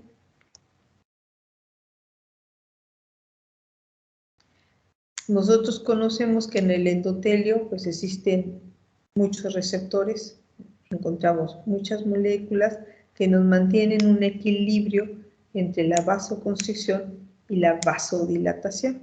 Encontramos mecanismos también anticoagulantes y mecanismos procoagulantes para mantener un equilibrio y mantener un flujo sanguíneo adecuado, ¿de acuerdo? Cada uno de estos factores tiene una funcionalidad que nos va a permitir tener desde factores que nos ayuden a mantener un coágulo en momentos necesarios como para eliminarlo cuando sea necesario.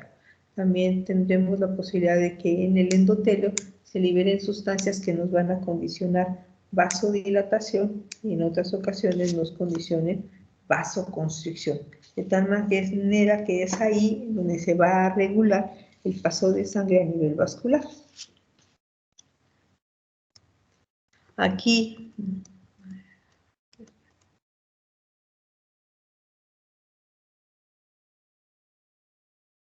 Aquí me interesa mostrarles unas células que se llaman mastocitos, ¿de acuerdo? Que se encuentran en la adventicia, abajo de la adventicia. Estas células son importantes en la aterosclerosis porque son células granuladas, las cuales son móviles y que abundan en la parte subendotelial. ¿Qué tienen estas células y que son importantes que las vamos a estar manejando durante la clase? Pues son células que contienen heparina, histamina y proteasas, pero que tienen una funcionalidad importante en la disfunción endotelial. Son liberadoras del factor de necrosis tumoral alfa, ¿de acuerdo? Y este factor de necrosis tumoral alfa son de los que nos van a activar el proceso inflamatorio a nivel endotelial. ¿Qué es importante de conocer a nivel de este esquema? Las células endoteliales. ¿Por qué es importante? Porque su permeabilidad va a condicionar que se depositen grasas a nivel subendotelial. También van a condicionar la producción de tromboxano A2. Van a fomentar la agregación plaquetaria y la vasoconstricción. Encontramos también ahí la liberación de prostaciclinas. En el endotelio se libera prostaciclinas. ¿Qué hacen las prostaciclinas? ¿Alguien de ustedes sabe cuál es la función de las prostaciclinas? ¿Es de regular proceso de coagulación, doctora? Sí, pueden actuar a nivel de un proceso de, ¿sí? Las prostaciclina va a inhibir, ¿qué? La agregación plaquetaria. La agregación plaquetaria. Exacto, inhibe la agregación plaquetaria. Fíjense que uno de los medicamentos que nosotros utilizamos con mayor frecuencia en la cardiopatía isquémica es el ácido acetilsalicílico, ¿verdad? Este medicamento va a actuar a este nivel, activando o condicionando una mayor liberación de prostaciclina. Por eso utilizamos, porque inhibe la agregación plaquetaria. Otra de las funciones también del endotelio es la liberación de un factor relajante derivado del endotelio. Eso es parte de lo que es el equilibrio que se sucede a ese nivel. Este factor relajante derivado del endotelio, pues ¿qué va a hacer? Pues va a condicionar vasodilatación. También a ese nivel se libera el óxido nítrico. ¿Qué hace el óxido nítrico? ¿Quién me dice? Un vasodilatador, ¿no? Dilatador.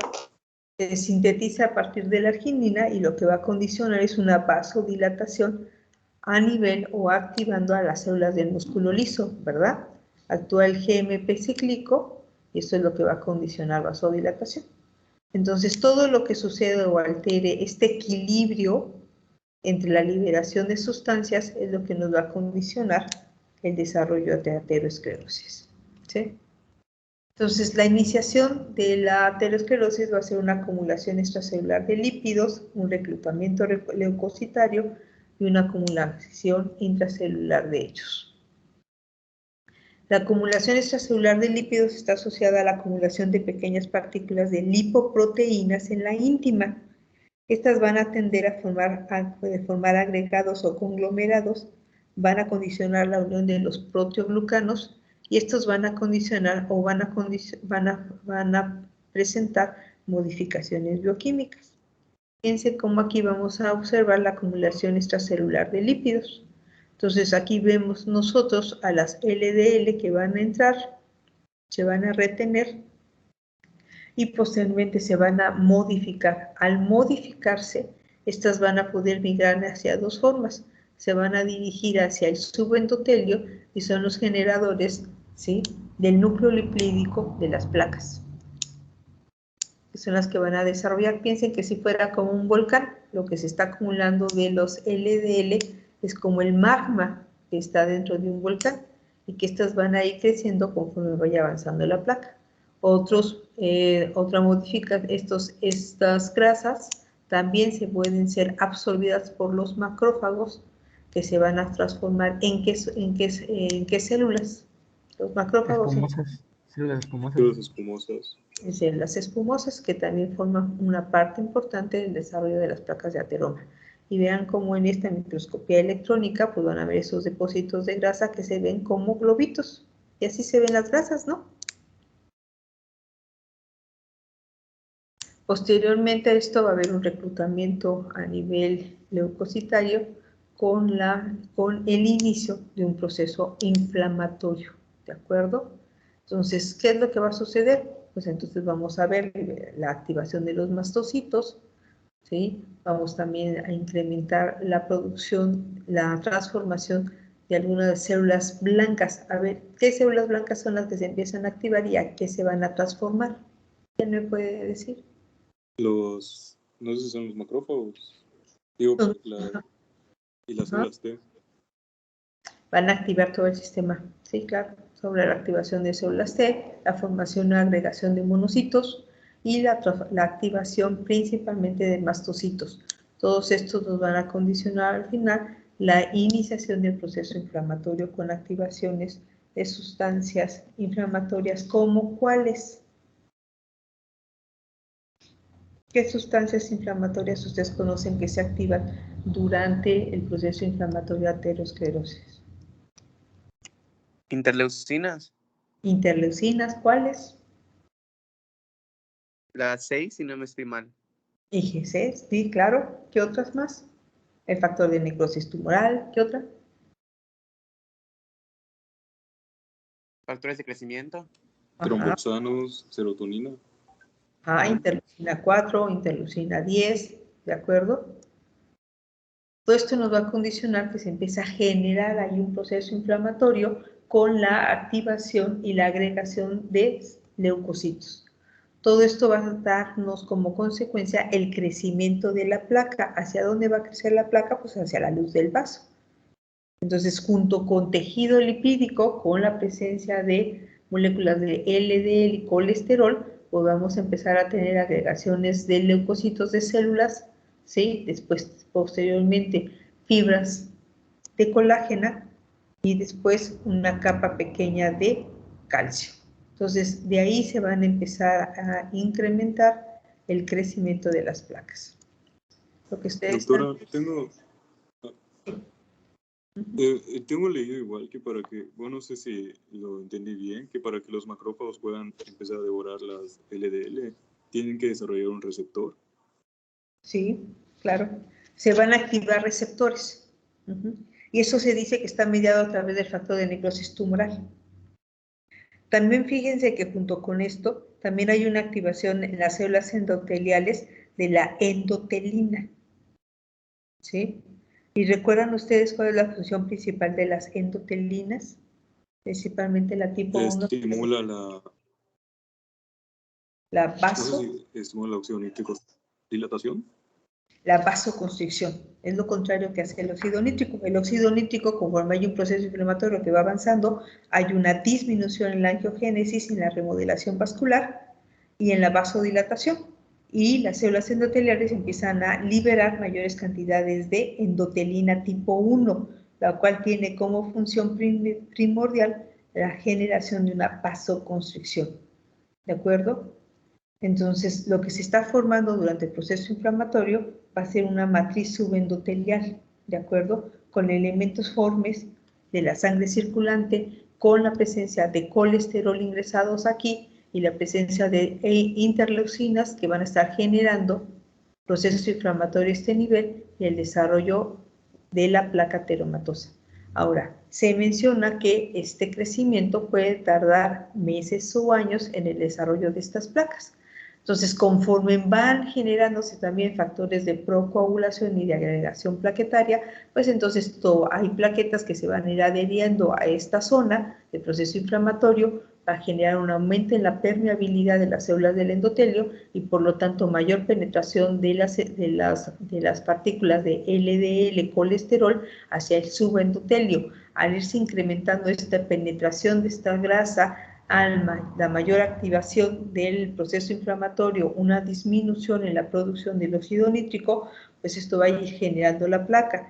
Pero la placa puede generar cardiopatía isquémica, se menciona que no, que en realidad el 80% del desarrollo de cardiopatía isquémica no es tanto por el crecimiento de la placa, sino que en la unión del endotelio normal con el nacimiento de la placa hay una mayor fuerza de cizallamiento, ¿sí? Que puede en un momento dado por descontrol hipertensivo genera un estiramiento y es aquí exactamente entre la unión del endotelio normal y la placa donde puede haber fisuras, no como está aquí dibujado, normalmente la fisura se da aquí.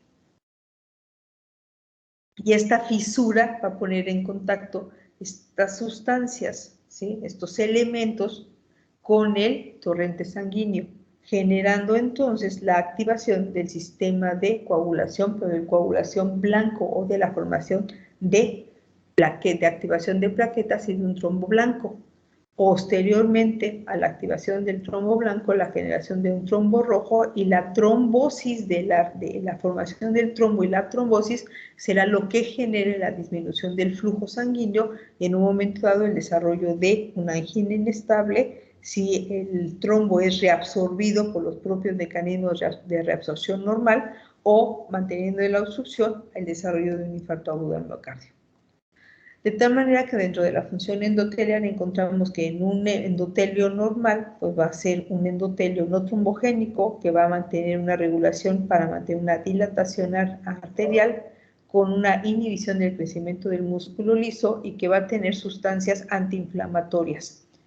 Pero ¿qué sucede en la aterosclerosis? Entonces el endotelio se transformará en un tejido protrombótico que va a tener vasoconstricción mediada por la endotelina, que va a tener también factores de crecimiento, de estimulación de crecimiento activados y van a tener una acción proinflamatoria. ¿Qué esto que nos va a condicionar? ¿Cuál es el mecanismo biológico de todo esto? Pues va a ser la liberación de citoquinas y radicales libres por inactivación del óxido nítrico, por la presencia de factores de crecimiento tumoral, uno de ellos, la presencia de moléculas de adhesión y proteínas quimiotácticas, que al final de cuentas lo que nos va a condicionar es que existe una progresión en el crecimiento de una placa, la presencia o no de trombo mural, dependiendo del tiempo de evolución de esta placa y de los mecanismos que puedan condicionar su fractura o fisura, la presencia de un vasoespasmo y la inhibición del crecimiento la activación de los factores de crecimiento que nos va a condicionar por la progresión de la lesión y el crecimiento de la placa. Y el proceso inflamatorio lo que nos va a condicionar es una inestabilidad de la placa que puede condicionar la ruptura o fisura de la misma. ¿Cómo está compuesta una placa? La placa está compuesta en el 68% de los casos de tejido fibroso, fibras de colágeno, fibras de elastina. También encontramos que está compuesta en el 10% de los casos de un core lipídico y necrótico, de células espumosas en el 1% y en el 7% de células inflamatorias y en el 8% de calcio, que es lo que le va a dar la tensión o la cobertura de esta placa, que la va a proteger en cierto tiempo, dándole la oportunidad al crecimiento y no a la destrucción por células propias que pueden ser los macrófagos, que pueden en un momento dado lisar la placa. Pero todo esto es en base a un equilibrio. ¿Qué nos va a condicionar este desarrollo de aterosclerosis? Los síndromes coronarios agudos, ¿de acuerdo? Pero ahorita lo vamos a dejar aquí porque son las 7:30, ¿sí? Entonces, vamos a hablar dentro. La clase que sigue, quiero darles otros esquemas de aterosclerosis y necesito que hablemos un poco sobre cardiopatía isquémica y sus generalidades. Pero en el programa me cortan aterosclerosis y después me dan hipertensión y después me da la clase de cardiopatía isquémica. No sé si vieron ese orden. Y cardiopatía isquémica me la divide en angina estable, angina inestable, infarto no Q, infarto Q, y ya se lleva a cabo todo el desarrollo, que creo que son uno de los módulos más largos. Entonces, ¿quieren ver todo ya cardiopatía isquémica o iniciamos con hipertensión y posteriormente retomamos cardiopatía isquémica? Yo digo que continuemos con cardiopatía isquémica. ¿Sí? ¿Qué piensan los demás chicos? Yo digo como usted considere que es mejor para nosotros. Sí, por mí no hay ningún problema. Entonces, vamos a hablar entonces la próxima clase de síndromes coronarios agudos. Y los síndromes coronarios agudos, vamos a retomar nuevamente la aterosclerosis y vamos a hablar sobre angina, ¿de acuerdo? Y nos vamos a basar en si angina estable, angina, va a ser en este orden, angina estable, angina inestable y infarto. Y el infarto lo vamos a dividir en dos, el infarto no transmural o el que antes le llamábamos infarto no Q, y vamos a hablar sobre el infarto transmural, ¿de acuerdo? Que es el de elevación del segmento ST, que es el más frecuente y el que nos conviene que nos extendamos un poquito en base a ese tema, ¿de acuerdo? En ese orden lo vamos a ver y la próxima clase del día martes empezaremos con anginas, ¿de acuerdo? Sí, doctora. Ok, doctora. Sí, doctora. Bueno, vale, Doctora, chicos. yo tengo una última duda. Ajá. ¿Qué va a pasar con las otras dos clases que solo se pudo grabar? ¿Nos va a pasar o...? Ah, sí, o- claro. Creo que Oscar, mándame tu correo nuevamente al chat y les reenvío en un ratito las pláticas, ¿de acuerdo? Y lo que les grabé la plática anterior, ¿sí? Ok, doctora. Les mando de una vez hoy en la noche, ¿sí? Sí, doctora, muchas gracias. Vale, se los mando a ustedes y Gracias, les Muchas doctora.